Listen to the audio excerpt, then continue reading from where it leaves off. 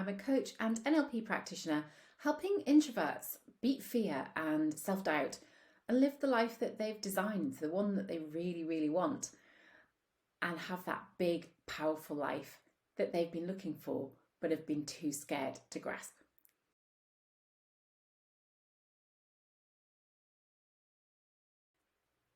Do you remember what it was like to have to put your hand up in class and answer questions?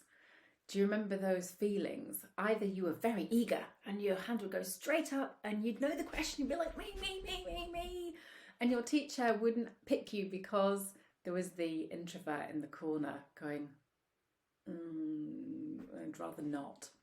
And perhaps you were the introvert in the corner. I was somewhere in the middle, actually. I liked to put my case across. I liked to say what was on my mind. I didn't particularly like being put on the spot, so I found that really, really difficult.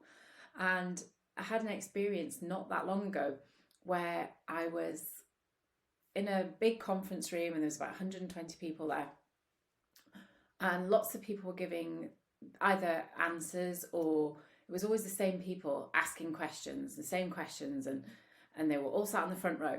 And I was also sat on the front row actually at that point, but whether that was by choice, I can't quite remember. I think I was just with a group of people and I had something to say, but I got that feeling in my stomach and it started sort of spinning around, and that feeling went through my body and up to my brain, and I started getting fuzzy and tingly, and my hands get fuzzy and tingly, and I sat there and my breathing goes a bit funny, and I'm thinking, well, should I say it? Should I not say it? Maybe it's annoying if I say it. Maybe I won't say it.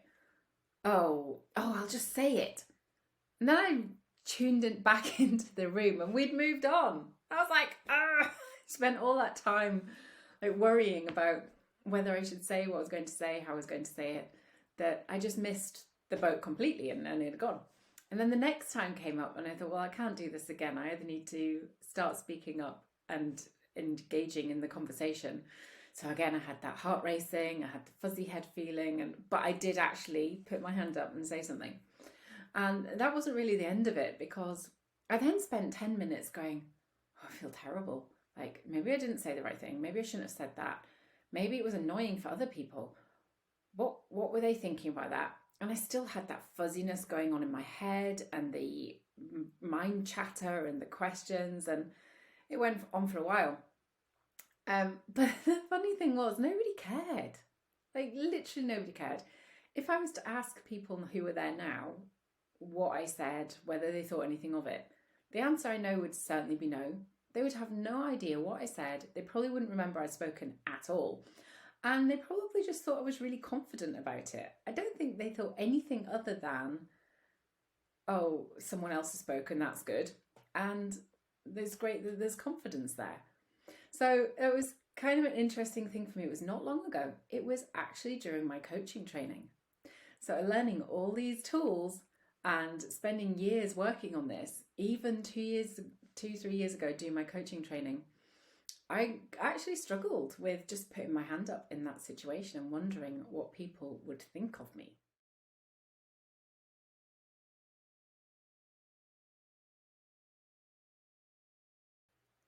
So one of the things I've been reading up on quite recently from Mel Robbins, and Brené Brown, it's part of her new book as well, is that the feeling of anxiety that I was feeling in my body during that time of putting my hand up in that course is the same feeling as excitement.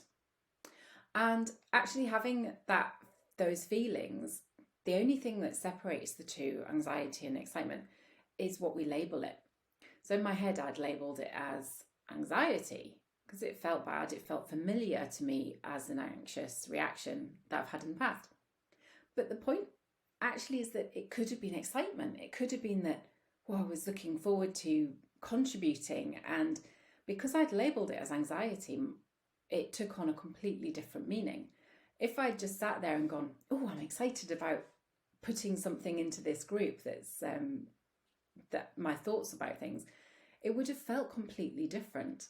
And isn't that interesting how what we label it, what we call our emotion in that time, affects how we behave, how we react, and how we feel about that feeling, because they feel the same whether they're anxiety or excitement. And I know I have talked about this in previous videos, but I thought it was worth mentioning alongside this story that I have about putting your hand up and how sometimes it's not always anxiety.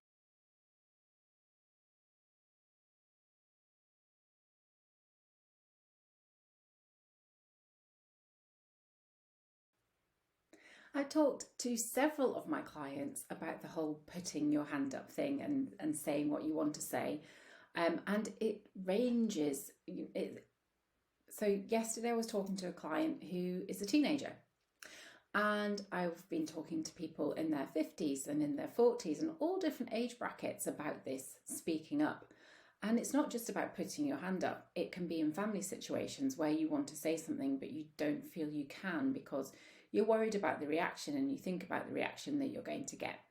I've worked on this for a very long time, and the difference now is when I get those feelings, even if I've labelled it as anxiety, I will still speak, because not speaking changes nothing. Like, we can't change our world if we don't speak. If we stay quiet all the time, we just can't make any changes.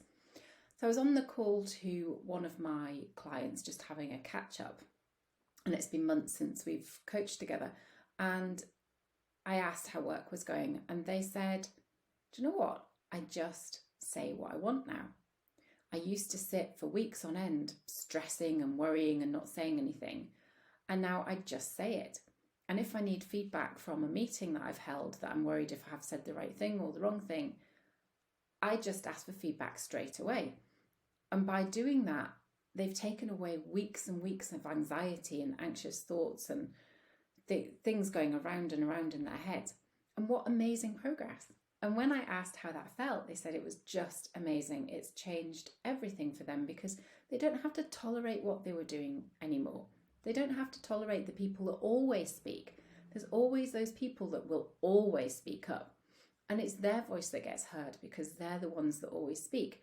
And when your voice doesn't get heard and you have something to say, that can feel really, it can take over everything and it can stop you feeling good about life. So how do you feel about putting your hand up? Are you the, yeah, me, I've got something to say, or are you the, oh, I'd rather not? And if you're the rather not, how would life look if you did? Would it be better? I want you to have a real think about that. How would life be better if you started saying what you want? I had another client who, at the end of our sessions together, the thing that they got out of our sessions mainly was the fact that they could now put their boundaries in place with their family. They could say what they want.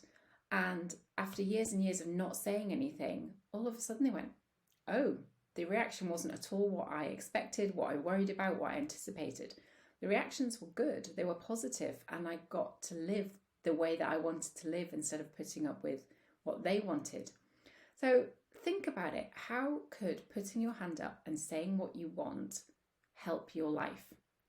Tell me in the comments, I'd love to hear.